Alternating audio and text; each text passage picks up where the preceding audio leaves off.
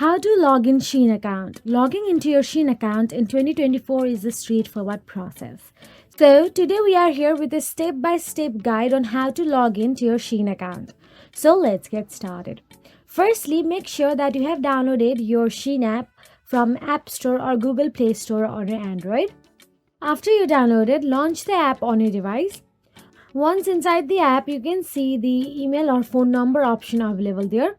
Now all you have to do is enter your email or phone number attached with Shein app.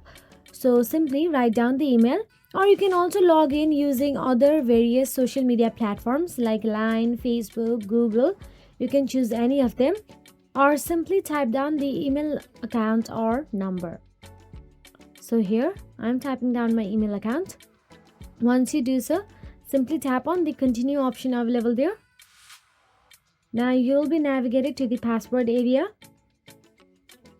Now enter your Shein password, and if you don't remember your password, then you can also tap on the forgot password, and all you have to do is follow the prompts to reset it. Once done, simply tap on the sign in option available there and you'll be logged into your Shein account. So that is it. If you found this video helpful, please like, share and subscribe, and thank you so much for watching.